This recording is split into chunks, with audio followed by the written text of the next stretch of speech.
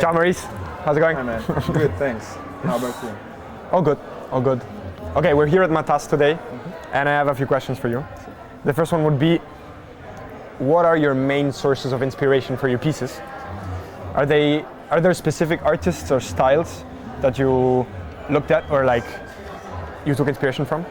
Yeah, sure. There's a bunch of them actually. So I'd say Basquiat is a big inspiration for me. I love his style. I'm really a big fan of his. Egon Chile would be another of the great artists that I really respect and love their work.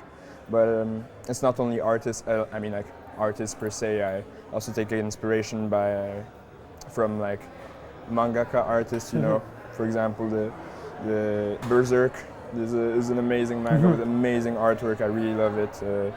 Vinland Saga or even JoJo's Bizarre Adventure. These are all really like, if you have a chance to read them, please do, man. They're amazing.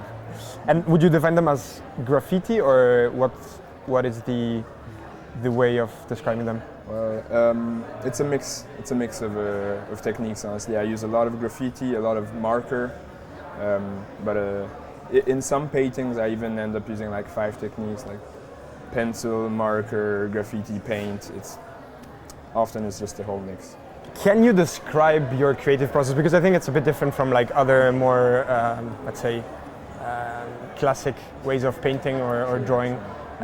Your creative process, do you have it in mind and then you do it, or like does it evolve during the process?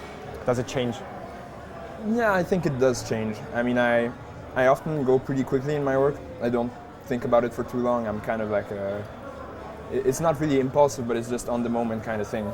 If I have an idea, I go for it, and if it ends up being good, then good for it, you know. And if it's bad, then it's bad. It's just the way it is. So I tend to work pretty quickly with my things. I used to spend a lot of time on my paintings before, and I realized that really didn't really fit with me. Like I'd end up getting demotivated, and so I decided now I go a bit quicker on the spot. Interesting, man. Interesting.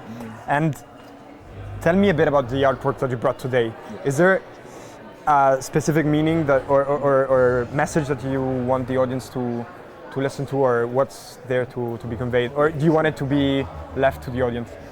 Well, I think it's good if I give a bit of context surrounding the pieces. So these, the 5 particular pieces that I'm showing today, they belong to a series of 8 paintings, and they were produced for a gallery in my hometown in La Neuville, and the exposition was about the prison environment.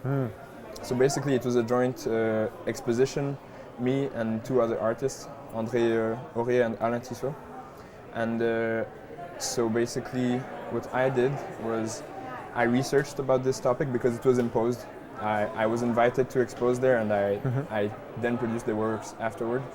So I researched on this topic of the prison, and in Switzerland in particular, and ended up finding out that the average prisoner in Switzerland costs about 390 francs per day. Oh, so that's it's a lot of money, and I found it quite interesting that there's this, we're willing to be paying this amount every day for each prisoner, but then compared to the money that we're willing to invest in rehabilitation centers or helping people get out of this prison environment and from like relapsing, a lot less money is like available, which is kind of funny because if you look at the numbers, a lot of people who end up going back to jail, they do it within the first 6 months of their liberation. So if there were enough institutions, enough capital at that moment to help these people out, we'd have a lot less like people just going out, going back in, and so on and so forth. So in my paintings, I decided to show like some scenes of everyday life for an inmate, eating, clothing, like taking a shower, and so on and so forth. That would end up adding up to this number of 390 francs per day.